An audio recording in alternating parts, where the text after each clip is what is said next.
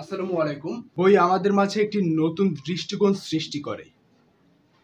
এটি আমাদের মানসিক ও আত্মিক সমৃদ্ধি দেয়। মূলত আমরা যদি লক্ষ্য করি, হুমায়ূন আহমেদ শুরুতে বলেছেন যে বই আমাদের একটি নতুন দৃষ্টিকোণ সৃষ্টি করে। অর্থাৎ আপনি একটা বই পড়বেন তখন আপনি ওই রাইটারের দৃষ্টি থেকেও তাকে দেখতে চাইবেন।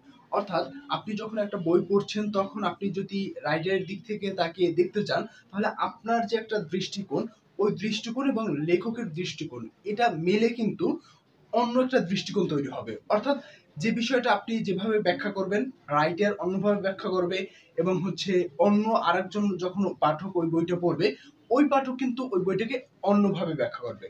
দেখুন, বিভিন্ন বিশ্লেষণ যখন আমরা পড়ি তখন আমরা দেখতে পাই যে একই বইয়ের বিশ্লেষণ ভিন্ন ভিন্ন হয়ে থাকে, ভিন্ন ভিন্ন দৃষ্টিকোণ থেকে হয়ে থাকে। এটার প্রভাব এজন্য যে আমাদের প্রত্যেকের চিন্তা শক্তি ভিন্ন। এই যে আমাদের সকল মানুষের চিন্তা শক্তি ভিন্ন, এই ভিন্নতা আপনাকে নতুন কিছু যখন আপনি পড়বেন তখন আপনি নতুন নতুন দৃষ্টিকোণ নিজেই তৈরি করবেন। কারণ আপনার ওই একই সঙ্গে একটা দৃষ্টিকোণ তৈরি হবে, এমন যে লেখকের একটা দৃষ্টিকোণ আবার আপনার একটা দৃষ্টিকোণ, এই দুইটা মিলে তখন নতুন আরো একটা দৃষ্টিকোণ কিন্তু তৈরি হয়ে যাবে এবং সেই দৃষ্টিকোণটা কিন্তু শুধুমাত্র আপনার কাছেই থাকবে, কারণ আপনি ওই বইটা পড়ছেন। এবং এই উক্তির পরবর্তীতে যদি আমরা দেখি, পরে বলা হয়েছে এটি আমাদের মানসিক এবং আত্মিক সমৃদ্ধি দেয়। দেখুন, মানসিক শান্তি আপনি তখনই পাবেন কোনো একটা বিষয় যখন আপনার বেশি ভালো লাগবে, তখনই সেখান থেকে আপনার মানসিক প্রশান্তি কাজ করবে।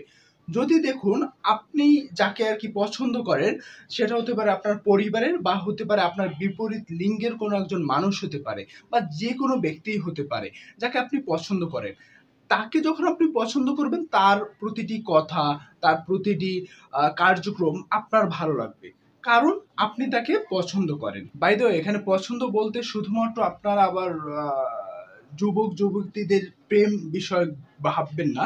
কারণ পছন্দ বলতে আপনি আপনার ছোট ভাই, ছোট বোন বা যে কাউকেই পছন্দ করতে পারেন। অর্থাৎ পছন্দ বলতে শুধুমাত্র আমি সংকীর্ণ করছি না। পছন্দটাকে আমি অনেক বেশি ভালোভাবে দেখি। ভালোবাসা, পছন্দ এগুলো অনেক বড় একটা শব্দ। এই বড় শব্দগুলো কিন্তু একদম সংকীর্ণভাবে দেখবেন না। কারণ এখন পছন্দ করতে এই কথাটা যদি বলি, তাহলে হয়তোবা অনেকে ভাববে যে যুবক-যুবতীর যে প্রেমের সম্পর্ক হয়, ওই পছন্দকে আমি পছন্দ বলছি। আমার পছন্দ হতে পারে আমার ছোট জুনিয়র বা আমার সিনিয়রদের পছন্দ হতে পারে। কিন্তু এই পছন্দের ডেফিনিশনটা কিন্তু ভিন্ন ভিন্ন হয়ে থাকে। আপনি কিন্তু কোনভাবে নিচ্ছেন I don't know, বাট আমার অনুরোধ থাকবে, আপনি যুবক যুবর যে একটা পছন্দের, ওই পছন্দকে আমি মিন করছি না। যাই হোক, অন্য বিষয়ে চলে যাচ্ছি কথাগুলো। আপনি যাকে পছন্দ করেন বা যাকে ভালোবাসেন, তার কথা শুনলে বা তার কার্যক্রম দেখলে আপনার মনের ভিতরে একটা প্রশান্তি কাজ করে বা তাকে আপনার ভালো লাগে। এই যে মনের ভিতর প্রশান্তি কাজ করে, তখন আপনার আত্মিকভাবেই তার প্রতি একটা ভালো লাগা কাজ করবে। তেমনি ভাবে একটা বই যখন আপনি পড়বেন, ওই বইটা পড়তে পড়তে আপনার একটা ভালো লাগা তৈরি হয়ে যাবে। তখন কি, ওই বইয়ের যে রাইটারের অন্য বই পড়ার প্রতিও কিন্তু একটা আগ্রহ আপনার তৈরি হবে।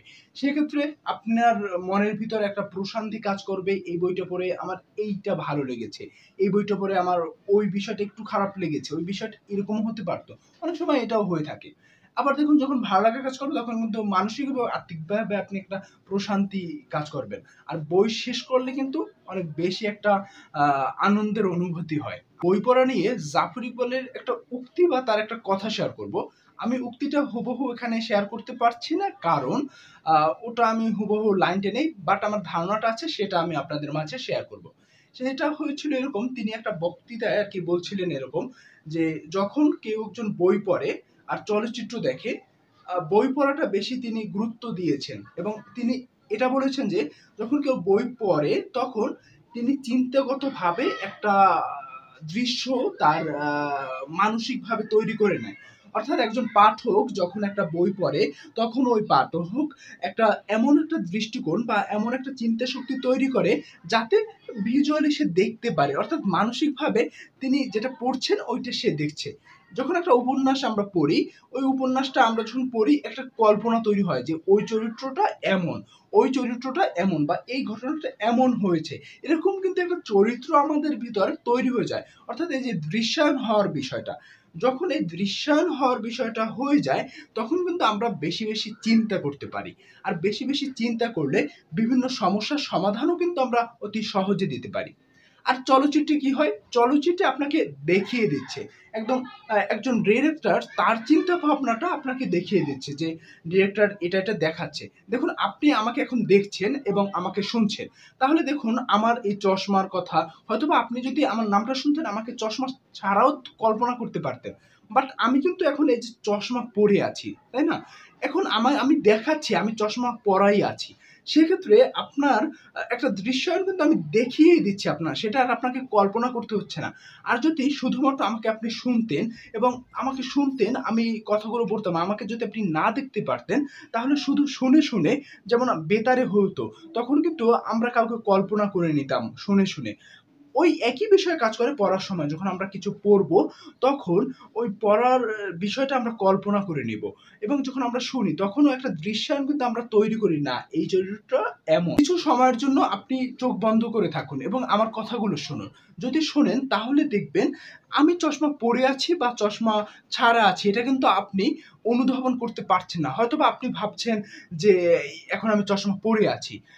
আবার হয়তোবা আমি যদি এখন চশমাটা পরে নেই, তাহলে আপনি হয়তোবা ভাবছেন যে আমি চশমাটা পরেই আছি। না। কারণ আমি আপনাকে বলে দিচ্ছি যে এইটা করছি, এটা করছি না। এটা আপনি দেখতে পাচ্ছেন না। এখন দেখে হয়তোবা বলতে পারছেন আমার চোখে হচ্ছে চশমা নেই। আসলে কিন্তু আছে চশমা, আবার নেই। কারণ আপনি এটা কিন্তু এখন দেখতে পাচ্ছেন আমার বিষয়ে চশমা আছে না নেই। কিন্তু বই পড়ার বিষয়টা এমন যেটা আপনাকে একটা দৃশ্যায়ন আপনি নিজে কল্পনা করেন এবং এই কল্পনা করার ফলে আপনি চিন্তা শক্তিতে বেশ সমৃদ্ধ হয়ে যান। তাই বেশি, বেশি বই পড়ুন। মুভি দেখা আমি খারাপ এটা বলছি না, বাট বই বেশি পড়ুন। দেখবেন যখন ওই বইটা পড়বেন আপনি অন্যভাবে একটা চিন্তা শক্তি নিজের ভিতর আরকি বিল্ড আপ করতে পারবেন। তাহলে কোনো একটা সমস্যার সমাধান আপনি অতি দ্রুত করতে পারবেন।